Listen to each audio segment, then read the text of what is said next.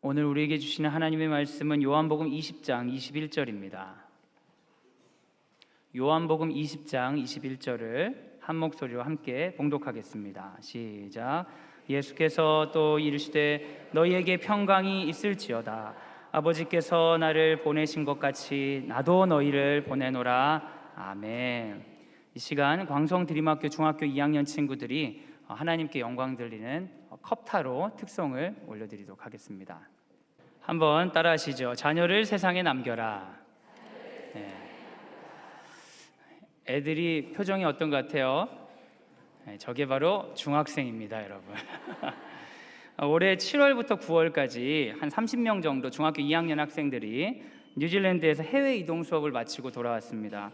아이들이 뉴질랜드에서 딱 돌아왔는데 얼굴 표정이 너무나 밝아진 거예요. 그래서 야, 참 되게 좋았나 보다 하는데 지금 이제 귀국하고 시간이 지나면서 얼굴이 점점 어두워지고 있어요. 생각해 보니까 작년 중학교 3학년 아이들도 해외 이동 수업 마치고 돌아왔을 때 굉장히 얼굴 밝았는데 많이 어두워졌어요. 자기들도 느낄 겁니다. 제가 생각해 봤어요. 뭐 뉴질랜드나 필리핀이나 해외나 한국과 무슨 차이가 있나 생각을 해보니까 뉴질랜드에는 없는데 한국에 있는 게 있어요. 뭔지 아세요? 엄마. 엄마가 있어서 그런 게 아닐까? 그런 생각을 한번 제가 해봤어요. 그 생각해보니까 엄마들도 아이들을 뉴질랜드 보내고 필리핀 보내고 할 때는 막 가슴 아파하고 막 하는데 보내고 나면 굉장히 자유로워 보이시고 아이들이 돌아올 날이 얼마 남지 않았다고 했을 때 굉장히 긴장하시는 그런 모습을 보기도 했습니다. 중학교 2학년 학부모님과 자녀들 사이가 쉽지 않죠.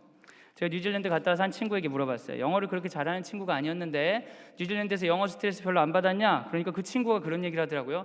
영어 못해도 돼요. 다 알아듣고 서로 지내는데 문제가 없어요. 문제는 어디에서 문제인 거예요?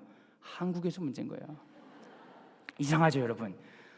외국에서 영어를 못하는데 별 문제를 못 느끼고 사는데 한국에서 영어를 못하니까 문제아가 되는 거예요. 너무 이상하지 않아요? 정말 신기하죠. 왜 아이들이 그렇게 외국에 가서 모험하듯이 새로운 걸 즐겁게 배웠는데 한국에 들어와서 이렇게 경직될까? 왜 스스로 모험을 포기하는 걸까? 그런 의문을 저는 가지게 됩니다. 생각해보면 여기 앉아있던 이 중학생들도 어릴 때부터 이런 거는 아니었어요. 초등학교 1학년 교실에 들어가면요 발표하려고 난리가 납니다. 쳐요!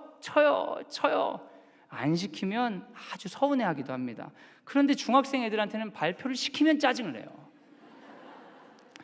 아이들이 세상을 향한 탐구심, 그런 모험심이 다 없어져서 그런 걸까요? 그런데 여러분, 제가 광성 드림학교에서 아이들과 함께 요즘엔 최근에는 많이 못 갔는데 지리산도 가기도 하고 아이들하고 같이 마라톤도 하기도 하고 뉴질랜드, 필리핀도 가보기도 하고 그러면 아이들 가운데 있는 탐구성, 어떤 창조성들이 사라진 게 아니라 어떤 상황 때문에 감춰지고 있는 거구나, 그런 생각을 하게 될 때도 있습니다. 개성 넘치게 자기가 원하는 프로젝트를 할 때 환하게 웃고 자신감 있게 말하는 것을 볼 때면 뭔가 이런 것들을 지켜주는 것이 어른들이 해야 되는 일이 아닌가, 이런 생각도 하게 됩니다. 세상은 갈수록 모험하지 못하게 만듭니다. 세상은 갈수록 사람들이 비슷하게 살아야 되는 것처럼 가르치고 있습니다. 아직 학교에 애들을 보내지 않은 유치원생 학부모님들을 제가 만날 때가 있어요. 그런 분들에게 물어봐요. 아이가 어떻게 자랐으면 좋겠어요? 그럼 대부분 밝게, 신앙 좋게, 창의적으로, 자율적으로 자랐으면 좋겠다고 이야기하세요. 그런데 여러분, 학부모님들이 원하는 직업 선호도 1위는 뭔지 아십니까? 공무원이에요. 애가 어릴 때는 밝게 네가 하고 싶은 걸 마음껏 하고 잘하거라. 근데 클 때는 공무원이 되라. 세상은 안정성 있게 가야 된다. 무슨 모험이냐, 무슨 탐구심이냐, 무슨 창조성이냐. 남들이 가는 길로 가면 중간이라도 간다. 이런 메시지를 엄청 듣고 살아가게 되는 거죠. 엄마들도 그런 사람이 아니었는데 아이를 기르다 보니까 꿈이 바뀌는 것 같습니다. 그러면 행복할 거야. 모든 사람들이 그렇게 사는 거야. 그렇게 가르치게 되죠. 제가 어떤 학원 이야기 들었어요. 근데 그 학원은 의대에 갈 수 있도록 컨설팅을 해준답니다. 근데 언제부터 해주냐? 놀라운 사실이에요. 여러분에게 놀랍지 않을 수도 있어요. 전 놀랐어요. 8살부터 컨설팅을 해준대요. 그 학원에 들어가면 초등학교 1학년 때부터 의대에 갈 수 있도록 준비 다 해준다는 거예요. 근데 저를 더 경악하게 하고 놀랍게 만든 사실은 그 학원에 들어가기 위해서 6살 때부터 대기한 아이가 있다는 거죠. 놀랍죠? 놀라워. 모험을 하지 마. 엄마 아빠가 미래를 다 계획해 줄게. 성공하게 해줄게. 그렇게 하면서 하는 말이 엄마 아빠는 네가 행복하길 바란단다. 네가 원하는 것을 하며 살길 원한단다. 그럼 아이들이 혼란스럽죠. 이런 것을 전문 용어로 이중구속이라고 합니다. 여러분 이런 거 있잖아요. 애가 밥을 깨잘깨잘 먹어요. 그래서 엄마가 좀 화가 났어요. 그래서 말하는 거예요. 밥 먹지 마! 먹지 마! 먹지 말라고! 이게 먹으란 얘기, 먹지 말란 얘기예요. 먹으란 얘기, 먹지 말라는 거예요. 그래서 알았어요, 안 먹어도 돼요. 이러면 큰일 나죠. 그럼 애들이 급하게 먹죠. 이런 걸 이중구속이라고 하는 거예요. 공부 안 해도 돼. 쉬엄쉬엄 해. 90점만 넘으면 되지. 이중구속. 이중구속을 많이 들으면 정신병에 걸린다고 그래요, 여러분. 애들은 모험하면서 세상을 살고 싶은데 부모들이 걱정이 많아요. 그런데 여러분, 걱정이 많아가지고 애들 통제하는 거예요. 이렇게 잘하고 이렇게 잘하고 이렇게 잘하고. 그게 성공하면 다행인데 성공 확률도 높지가 않아요. 많은 학부모들이 아이들을 붙잡고 뭔가 키우려고 하는데 실패할 때가 있어요. 근데 인간이란 건 분명히 실패할 수 있는 존재이기 때문에 다시 일어나서 도전하면 될 텐데 맨날 부모가 계획을 짜주던 인생들은 실패를 경험하면 다시 하고 싶어 하지가 않아요. 내가 원해서 한 것도 아니기 때문이죠. 엄마가 아이를 너무 걱정하면 그 아이는 진짜 걱정스러운 아이가 되는 경우가 많습니다. 아이들이 이런 안정을 요구하는 사회에서 행복하지 않습니다. 이제는 너무 식상해졌어요. 청소년 OECD 행복지수 최하이다, 청소년 그 사망 원인 1위가 자살률이다, 이런 거는 이제는 상식이 되었어요. 놀랍지도 않습니다. 매년 수만 명이 가출하고 존속 사례가 뭔지 아시죠? 부모를 죽이는 비율이 계속 높아지는 것들 전혀 놀랍지가 않아요. 우리에게 경각심을 주지 않습니다. 그만큼 우리 사회에 분열되고 학생들이 힘들어합니다. 아이들은 공부 때문에 굉장히 괴로워합니다. 소수의 몇 명 외에는 모든 사람을 실패자로 만드는 이런 시스템에서 더 이기적이고 더 독점해야지만 살아갈 수 있다, 이렇게 배우는데 자신이 잘 배워가지고 기득권이 되고 상류층이 된 아이들은 그나마 괜찮겠지만 그렇지 않은 사람들은 너무나 실패에 대한 두려움이 있죠. 실패의 오명을 받을까 봐 두려워하고 있어요. 우리 중학생들이 있는데 이제 중3인데 원하는 고등학교 갈지 못할까 봐 염려하는 거 보면 저는 일종의 화가 나기도 합니다. 이게 뭔가. 그런 아이들을 키우는 부모들 중에 담대한 사람이 없어요. 다 자신감이 없습니다. 자녀 양육을 난 성공했다 이렇게 말하는 사람들이 많지 않습니다. 아이들에게 할 말이 없으니까 뭐라고 거짓말하냐면 대학 가면 마음대로 해도 된다. 그렇죠? 대학 가서 마음대로 사신 적 있으세요? 그럴 수 없어요. 대학 가면 대학의 경쟁이 있고 사회에 나가면 사회의 경쟁이 있습니다. 힘없이 두려운 사람들, 막연하게 불안한 사람들이 많이 있죠. 교회에 이런 사람들이 막 많이 모여가지고 기도 막 하는 거예요. 그러면 이제 목사님들이 얘기하는 거죠. 우리에게 소망이 있습니다. 우리의 소망은 뭐가 나오겠어요? 예수 그리스도 이렇게 나와야 되는데 우리의 소망은 예수 그리스도다 얘기를 하는데 여러분, 정말 예수님이 여러분에게 소망이십니까? 아멘이시죠? 네. 그런데 교회 다니시는 분들 중에 불안해하고 똑같이 사는 사람들이 태반이라는 게 문제예요. 말로는 예수가 소망이라고 하는데 삶에서 소망이 아닌 것처럼 느껴질 때가 많습니다. 여러분, 칼 마르크스라는 사람이 종교는 민중의 아편이다 이런 표현을 썼죠. 그 표현의 핵심은 뭡니까? 종교는 고통을 완화시켜주지만 치료할 수 없다라는 확신을 가지고 하는 이야기입니다. 여러분, 혹시 우리가 칼 마르크스가 말한 것처럼 우리의 예수님을 궁극적인 치료제, 궁극적인 열쇠로 생각하지 않고 그저 지금 고통을 완화시키는 용도로 스스로 자유하는 정도로 사용하는 것은 아닌가 생각하게 됩니다. 우리끼리는 종교 안에서 평안해 잘 누려 하지만 세상에는 전혀 영향력이 없는 그런 종교의 모습이 많이 노출되고 있는 것을 느끼지는 않으십니까? 이런 생각을 하다 보니까 이게 좀 비참한 거예요. 예수님을 믿으면 소망이라고 확실하게 목사가 얘기를 해줘야 되는데 이게 믿어도 걱정이 많습니다. 이러고 있으니까 죄송합니다. 이게 저의 믿음입니다. 근데 제가 이런 마음으로 성경을 보는 거예요. 도대체 말이야, 우리 같은 사람은 어떻게 해야 됩니까 주님? 하고 성경을 보다 보니까 비슷한 인간들이 있더라고요. 어떤 사람들이냐면 예수님을 따라서 세상을 모험하듯 살던 제자들, 신나게 살던 제자들이 갑자기 무서워가지고 문을 걸어 잠그고 자기들끼리만 모여서 숨어 있어요. 어떤 일이 있었냐면 예수님이 돌아가셨어요. 예수님 믿고 그렇게 활개치고 살다가 예수님이 돌아가시자 방에 가둬서 문을 걸어 잠그고 사는 사람들이 있었습니다. 그 비참함, 예수님을 분명히 만났지만 세상을 향해 아무런 영향력 없이 사는 그 비참함에서 저는 오늘날 제 자신과 우리들의 어떤 우리들이 공감할 수 있었습니다. 참 다행인 것은 그들에게 부활하신 예수님이 찾아오신다는 겁니다. 사랑하는 여러분, 오늘 말씀을 통해 두려움 가운데 찾아오신 예수님을 만나시기를 소원합니다. 그래서 담대하게 세상을 모험하듯 살아가는 우리와 우리의 자녀들이 되길 예수님의 이름으로 소원합니다. 한번 따라하시죠. 평안하라. 예수님께서 십자가에 달려 돌아가셨습니다.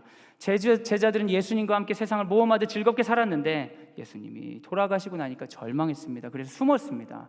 그런데 놀라운 소식이 들려와요. 마리아라는 여자가 찾아오더니 예수님이 부활하셨어요. 나는 부활하신 예수님을 만났어요. 이야기를 해요. 그러면 제자들이 신이 나가지고 회복될 거라고 우리는 생각했겠지만 실제로 그러지 않았습니다. 여전히 그들에게 평안이 없었습니다. 요한복음 20장 19절 같이 읽겠습니다. 시작.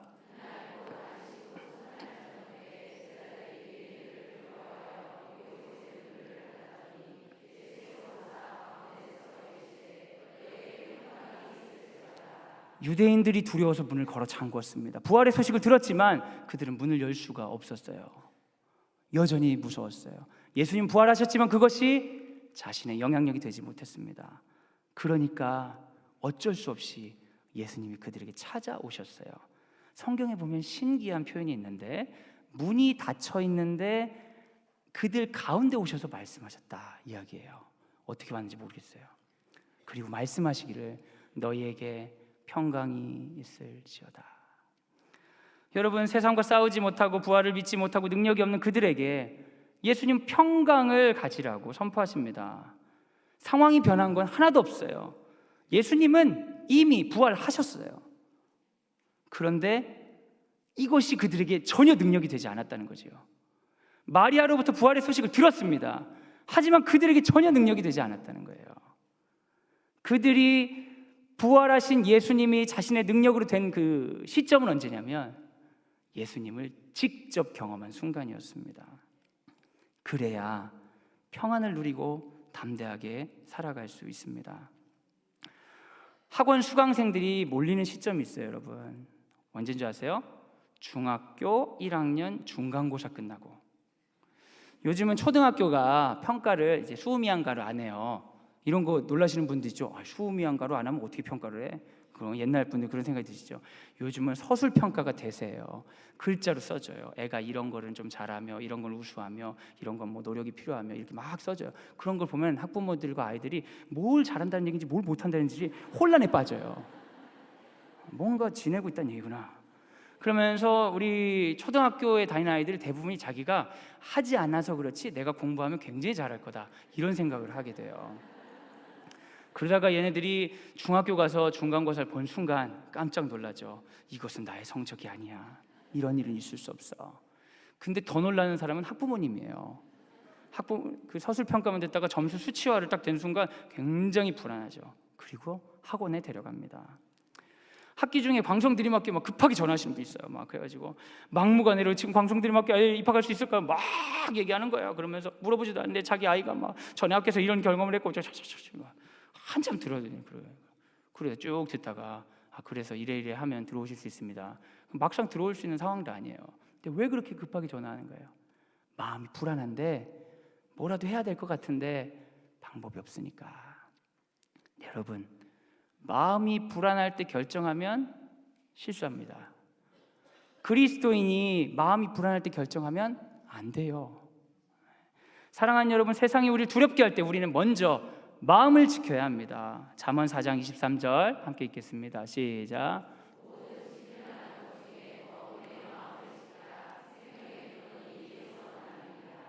영적인 내공으로 마음이 평안해야 자녀들도 건강히 자라고 자녀도 잘 키울 수 있습니다. 그래서 광성대림학교는 무엇보다 기독교 교육을 최고의 가치로 둡니다.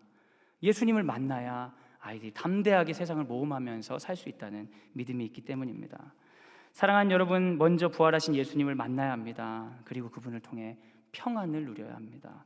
그때 두려운 세상을 모험하듯 즐겁게 살 수 있습니다. 부활하신 예수님을 만나 평안을 누리는 우리 모두가 되길 예수님의 이름으로 소원합니다. 한번 따라하시죠. 내가 너를 보내노라. 예수님이 제자들에게 다 오셔서 평안하라 선포하시자 그들이 기뻐하기 시작했어요. 그전엔 두려워했는데 기뻐하기 시작해요. 요한복음 20장 20절 같이 읽겠습니다. 시작.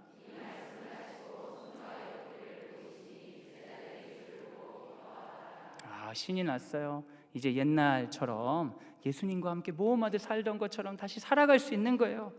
예수님이 내 삶에 돌아오셨어. 이제 예수님과 함께 평안한 인생을 살 거야 라고 이야기를 하고 생각을 했을 텐데 예수님은 그들에게 전혀 기대하지 않은 반응을 보이셔요.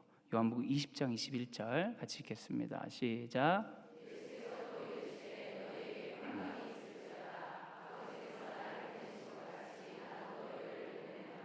그들은 예수님을 통해 유익을 누리고 싶었습니다. 그래서 예수님 구했습니다. 예수님 오셨으면 좋겠습니다.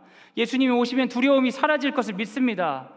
그런데 예수님이 오셔서 우리랑 같이 있자 이러는 게 아니라 예수님이 원하시는 삶은 내가 왔는데 너네는 나가야겠다.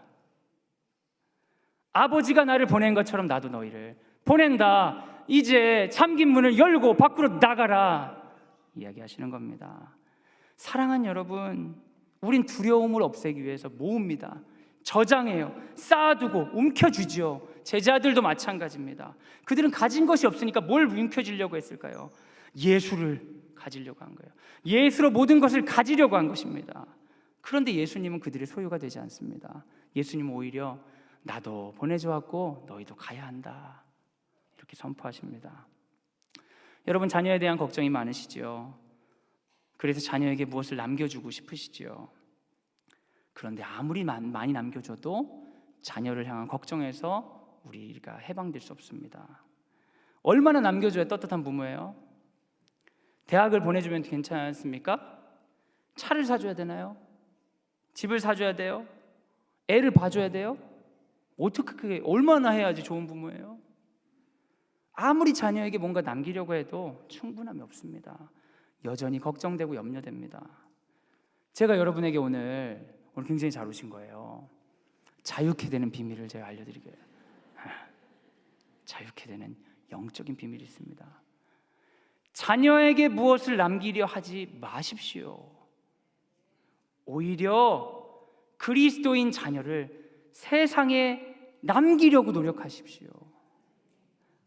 내 아이를 위해서 살려고 하지 마시고 세상을 위해 내 아이를 보내십시오. 그러면 우리에게 영적인 자유가 있습니다. 하나님이 예수님을 이 땅에 보낸 것처럼 예수님이 세상에 복음이 되었던 것처럼 복된 존재로 우리 자녀들을 세상에 흘려 보내십시오. 그것이 부모의 사명입니다. 하나님에게 기도해가지고 자녀에게 뭔가를 남기려고 막 노력하는 거예요. 하나님 얘한테 뭐 해주세요, 얘한테 뭐 해주세요. 하나님 그런 걸 안 좋아하세요. 별로 좋아하지 않으세요. 그런데 하나님은 내가 하나님께 보내준 것처럼 내 자녀를 세상에 남기고 싶습니다. 그런 마음으로 기도하고 하는 거 좋아하세요. 사랑하는 여러분, 기억하시기 바랍니다. 자녀에게 뭔가를 남기려고 인생을 허비하지 마십시오. 자녀를 든든하게 만들어 세상에 보내기 위해 기도하시기 바랍니다. 우리 교회 협동 목사이신 조성동 교수께서 최근에 한국교회를 그리다 그런 책을 출간하셨어요. 이 책은 목회사역을 전공하신 교수로서 한국교회를 진단한 책인데 재미있는 통계가 있었습니다. 기독 청소년들에게 질문했어요. 자신의 신앙에 가장 큰 영향을 준 인물은 누구인가요? 3위가 누구냐면 목사 전도사예요. 3위가 별로 저 같은 사람의 영향력이 그렇게 높지 않다는 사실이에요. 2위가 누군지 아세요? 2위는 교회 다니는 친구예요. 그러니까 좋은 목사님, 훌륭한 목사님을 데려다가 아무리 강의를 시켜도 나쁜 친구들과 어울리면 끝이다. 좋은 목사님 불러오면 불러올수록 나쁜 친구들과 놀이가 더 재밌다. 이렇게 되는 거죠. 1위가 누구였어요? 1위가 엄마. 47.2%. 사실은 대부분이 기독 청소년들, 내가 지금 신앙이 있는 청소년입니다 라고 고백하는 사람들의 대부분은 엄마의 믿음이 나에게 살아있습니다. 아이들 신앙 성장의 책임은 여러분 교회에 있어요? 집에 있어요? 분명한 거예요. 부모의 신앙이 중요합니다. 예수님이 내가 하나님으로부터 보냈으니 나도 너희를 보낸다고 했어요. 우리 자녀들로 누군가로부터 보내줘야 돼요. 누가 보내는 주체가 되어야 될까요? 바로 부모가 보내는 주체가 되어야 됩니다. 부모가 세상에 자녀를 보내려 하지 않고 자녀에게 뭔가 남기려고 하고 너만 잘 살면 돼. 신앙도 그냥 그렇게 주는 거예요. 신앙을 잘 가지면 네가 잘 살게 돼. 그렇게 아이를 위해서 뭔가 남기려고 하면 아이가 가진 영적인 생명력은 끊어지게 됩니다. 다음 세대는 사라지게 돼 있어요. 여러분, 부모가 세상을 위해 살고 우리 자녀에게 네가 엄마 아빠는 떠나도 네가 이 땅에 남아서 세상을 섬기면서 살면 된다 이렇게 남겨주면 그 아이를 통해 이 땅의 영적인 생명력, 하나님 나라가 이어지는 것입니다. 기독교 세계관으로 교육하는 광성대학교는 그렇기 때문에 학부모님들과 다양한 교육을 같이 해요. 매주 학부모님들 예배가 있어요. 그런 학교는 없어요, 여러분. 별로. 제가 교목이거든요. 학부모 예배를 매주 한다고 하면 교목들이 깜짝 놀라요. 그런 학교가 어딨냐고. 근데 우리는 할 수밖에 없는 거예요. 왜냐? 영적인 원리를 알고 있기 때문에. 부모님이 움직여야 영적인 생명력이 흘러간다는 것이죠, 여러분. 우리 학부모님들이 그렇게 예배를 드리다 보니까 자기들끼리 은혜를 받아가지고 시키지도 않았는데 찬양팀을 조직하기 시작했어요. 시키지도 않았는데 성경 통독 모임을 만들기로 시작했어요. 엄마들끼리 막 하니까 약 올렸는지 아버지 학교를 만들어서 아버지들을 막 넣기 시작했어요, 여러분. 학교에서 시킨 게 아니에요. 이런 부모 교육으로 가정과 학교가 연계해요. 함께 이 아이들에게 뭔가를 남깁시다 이러는 게 아니라 이 아이들을 세상에 남깁시다 이러면서 노력하고 있습니다. 여러분, 이 세상이 어둡다고 하지요. 빛이 되신 예수님이 이 세상에 필요하지요. 맞습니까? 그래서 우리가 맨날 기도하죠. 예수님 어서 오시옵소서. 그런데 예수님은 우리에게 말씀하십니다. 너희가 세상의 빛이다. 나오라고 하지 말고 네가 가라.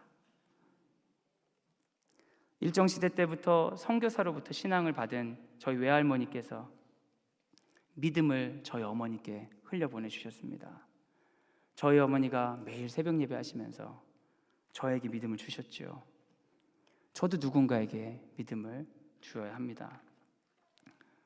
제가 여기 서 있는 이유는 제 아이들, 그리고 여기 있는 저의 설교를 굉장히 지루하게 듣고 있는, 괴로움에 몇 명은 쓰러져 벌써 잠들어 있는 저들을 이 땅에 남기기 위해 전 여기 서 있습니다. 제가 격려받아야 되는 사람이에요, 여러분. 예수님을 나의 것으로 소유하려고 하시지 마시기 바랍니다. 오히려 예수님은 우리를 남기기 위해서 자신의 모든 것을 십자가에서 주셨습니다. 예수님처럼 세상에 보내진 자로 살아가 세상을 두려움 없이 모험하며 살아가는 우리가 되길 예수님의 이름으로 소원합니다. 따라하시죠. 성령 받아라. 예수님을 간절히 원해서 두려움에서 기쁨을 찾기를 원했던 그들에게 예수님은 돌연 그들을 세상에 보낸다고 말씀하십니다. 그런데 여러분, 예수님이 없어서 몽골어 잠그고 숨어 사는 인간들에게 다시 나가라고 하면 어떡합니까? 여긴 예수님 있지만 나가면 예수님 없잖아요. 에? 여긴 예수님 만나서 기쁜데 저기 가면 예수님 없어서 안 기뻐요. 자신감도 없어요. 예수님 정신을 살 수가 없습니다. 예수님 너무 무책임하신 것은 아닌가요? 근데 예수님이 그냥 보내신 게 아니에요. 대안이 있었어요. 대안이.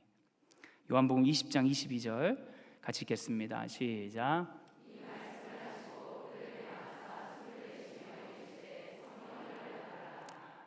예수님의 대안은 성령입니다. 성령을 주십니다.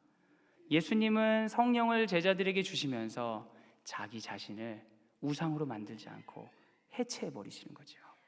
승천해 버리세요. 자기는 사라지는 거예요. 애들아, 내 주변에 있어야 된다. 좋은 일도 나랑 하고 슬픈 일도 나랑 해야 된다. 이러면서 예수님이 사람들의 영혼을 붙잡아서 억압하고 자유를 뺏는 것이 아니라 거꾸로 자기는 승천해서 사라져버리면서 어디든지 가라, 어디 있든지 내가 함께하는 거야, 세상을 모험하듯 떠나가라, 문을 열어 나가라, 어디 있든지 너는 예수 나와 함께 있는 걸 살 수 있다. 자유를 주시는 겁니다. 두려운 사람들은 사람을 보내지 못합니다. 그런 예수를 알고 담대한 자들은 보낼 수 있습니다. 이것이 기독교 교육에서 함의하는 중요한 의미가 있는데, 여러분, 기독교 교육은 묶어놓는 교육이 되면 안 돼요. 인간을 무섭게 하고 인간을 아무것도 못하게 하고 이거 넘어가면 큰일 나는 사람, 이렇게 만드는 것 기독교 교육이 아닙니다. 교리적으로 사상적으로 인간을 가두어서 누군가의 주입된 생각을 반복하게 하는 것, 이것은 예수님의 원리가 전혀 아닙니다. 예수님은 우리 아이들에게 세상을 모험할 수 있는 권세와 능력을 주셨습니다. 그런데 여러분, 세상의 교육이 어떠합니까? 정답을 추구하는 교육, 입시를 위한 훈련으로 전락하고 있습니다. 주입하고 꺼내고 그곳을 사람을 줄 세웁니다. 그런 교육만으로는 인간이 세상에서 모험하며 섬기며 살 수 없습니다. 제가 아이들에게 이야기를 해준 적이 있어요. 제 중학교 때 장난이 좀 저희 학교 애들이 심했어요. 남자 학교이기도 하고 요즘 학교 폭력이다 뭐다 그래가지고 조금만 막 건드렸는데 애가 마음에 상처를 입었다 그러면 학교 폭력 가해자가 되잖아요. 근데 옛날에는 제가 보기엔 진짜 심각한 폭력이어도 학교 폭력이라고 하지 않았어요. 아이들은 다 그걸 즐겁게 생각했어요. 왜 그런지 모르겠어요. 야만적인 세상에 제가 살았던 것 같아요. 유리로 된 컵에 물을 담고 휴지가 아니지만 휴지를 넣어요. 그 젓가락 막 이렇게 풀어요. 오랫동안 풀면 색깔이 약간 회색이 되면서 이온 음료 비슷하게 돼요. 그럼 애들이 그 유리로 한 거 이제 야 맛있겠다 맛있야 하면 이제 남자애들이기 때문에 누가 뭐 먹는 걸 보질 못해. 항상 뺏어 먹고 막 이런 분위기인데 어떤 애가 눈치 없이 와가지고 뺏어가지고 쫙 먹는 거예요. 신나게 먹고 딱 하면 입안에 휴지가 이렇게 지네. 이제 그러면 죽여버리겠어 이러면서 이제 막 쫓아오고 도망가고. 근데 여러분, 우리가 걔가 했던 말이에요. 제가 한 말은 아니에요. 전 절대 먹지 않았어요. 저는 의심 많은 사람이기 때문에. 여러분, 근데 우리가 뭔가를 주입한다는 것, 그게 얼마나 위험한지 아십니까? 독인지도 모르고 마시게 하는 걸 수 있어요. 그러면 세상이 주입식 교육이 난무해요. 근데 이게 독일 수도 있고 아닐 수도 있단 말이에요. 옛날에 교과서에 써있던 것이 거짓말이라고 바뀌기도 해요. 신문에 나왔던 것이 거짓말로 바뀌기도 해요. 그냥 주입하면 안 되거든요. 그럼 이 주입식 공격이 막 올 때 이걸 어떻게 방어할 수 있어요? 우리가 어떤 수로 이 지식의 무게를 견딜 수 있습니까? 하나님이 우리에게 주신 힌트가 있어요. 힘이 있어요. 그건 뭐냐? 바로 질문하는 거예요. 주입되어 올 때 질문하면 독인지 아닌지 구분할 수 있는 힘을 기를 수가 있습니다.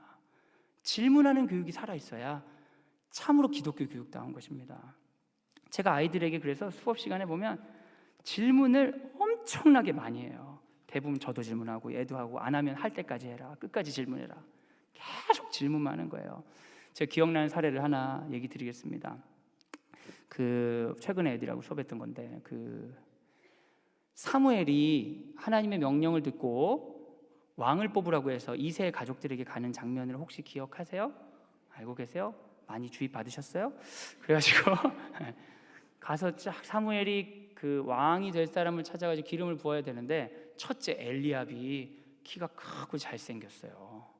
그랬는데 그 사무엘이 이 사람이다 해가지고, 하나님 이 사람을 왕으로 뽑을까요? 그랬더니 하나님이 걔는 아니다 그러면서 뭐라고 하냐면, 하나님의 평가 기준이 나와요. 수행 평가 기준이 거기 나오는 거예요. 하나님의 평가 기준은 뭐냐면, 외모를 보지 말고 중심을 봐라. 아주 애매하죠. 평가를 이렇게 애매하게 하면 교사가 곤란할 수 있어요. 여하튼 중심을 봐라. 그 둘째도 안 된다, 셋째도 안 된다, 넷째도 안 된다, 다섯째도 안 된다, 여섯째도 안 된다, 일곱째도 안 된다 그래요. 그 아버지 마음이 어땠는지 모르겠어요. 굉장히 불쾌했을 것 같은데, 아들이 더 없냐? 그때 한 명이 양치고 있습니다. 데려와라. 하여튼 8번째가 그 유명한 다윗이에요. 다윗에게 딱 보고 기름을 붓는 거예요. 그러면 여러분, 하나님의 수행평가 기준이 외모를 보지 말고 중심을 보는 거잖아요. 맞죠? 그럼 성경이 써 있어야 될 거 아니야.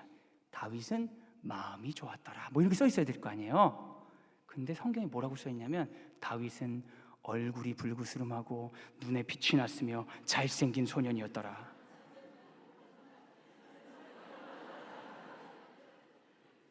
어떤 아이가 질문하는 거예요. 어떻게 이럴 수가 있습니까? 분명히 외모가 아니라 중심을 보신다고 하셨는데 키 크고 멋진 엘리압은 안 되고 얼굴이 붉고 눈빛이 살아있고 잘생긴 다윗이 되는 이유가 뭡니까? 하는 거예요. 왜 다윗이 된 거예요? 질문해 보셨어요? 질문하지 않으면 모르는 거예요.